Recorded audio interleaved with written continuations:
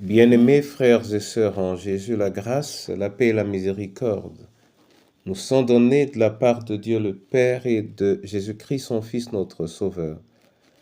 Amen. Pour notre méditation de ce jour, nous allons lire dans le livre de Zacharie au chapitre 4, les versets 6 et 7.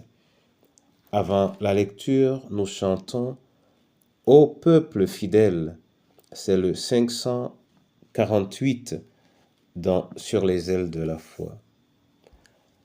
Ô peuple fidèle, Jésus vous appelle, venez, triomphant, joyeux, venez en ces lieux.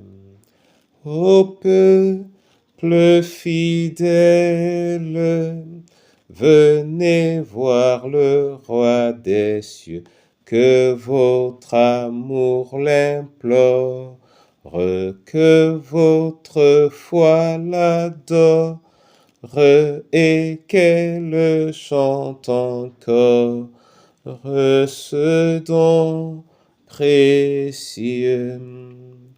Que votre amour l'implore, que votre foi l'adore, et qu'elle chante encore ce don précieux.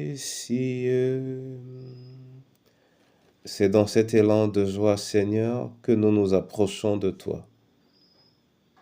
Enracine-nous dans ta parole et arrose-la au nom du Père, du Fils et du Saint-Esprit. Amen. Zacharie, chapitre 4, versets 6 et 7, là il est écrit « Alors il reprit et me dit, c'est ici la parole que l'Éternel adresse à Zorobabel. Ce n'est ni par la puissance, ni par la force, mais c'est par mon esprit, dit l'Éternel des armées. Qui es-tu, grande montagne, devant Zorobabel? Tu seras aplani. Il posera la pierre principale au milieu des acclamations. Grâce, grâce pour elle. Amen. Bien-aimés frères et sœurs en Jésus, Zorobabel est le gouverneur de Juda. Mais il est particulièrement apprécié par l'Éternel qui utilise les prophètes afin de lui parler. Ici, une parole particulière lui est adressée. Et elle dit à Zorobabel, ce n'est ni par la puissance, ni par la force, mais c'est par mon esprit, dit l'Éternel des armées. C'est-à-dire que c'est par l'esprit de l'Éternel que la victoire ou la réussite est acquise.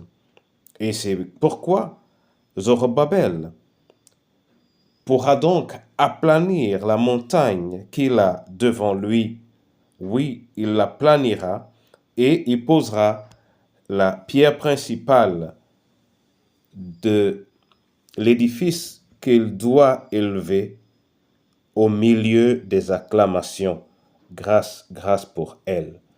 Mon frère et ma sœur, je ne sais pas ce que tu traverses en ces jours particuliers, mais je voudrais que tu prennes avec toi ces paroles adressées à Zorobabel. Ce n'est ni par la puissance ni par la force. Ne t'inquiète donc pas de ce que tu n'es pas de puissance ou que tu n'es pas de force, mais c'est par l'Esprit du Seigneur. La montagne que tu as devant toi va être aplanie. Et toute montagne qui se trouvera devant toi sera aplanie. Parce que cette parole est pour toi. Et parce que cette parole est pour toi, mon frère, ma sœur, le défi, la montagne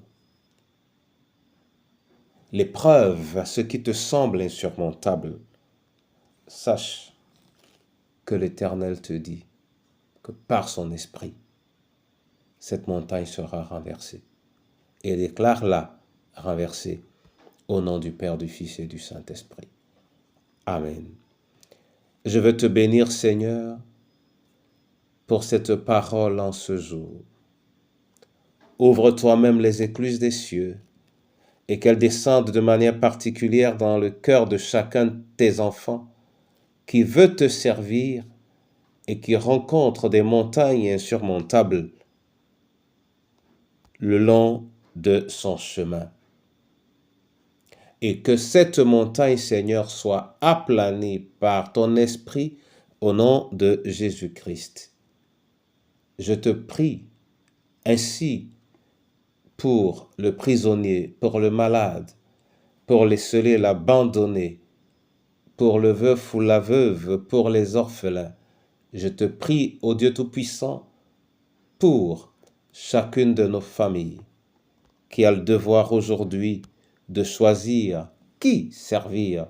Je te prie pour notre nation, Seigneur, ta nation, et je te prie pour ton Église, qu'elle soit porteuse de toi, qu'elle soit porteuse de ce que tu es, qu'elle soit porteuse de ta parole et qu'elle soit le lieu par excellence de la manifestation de cette parole au nom de Jésus-Christ de Nazareth. Amen.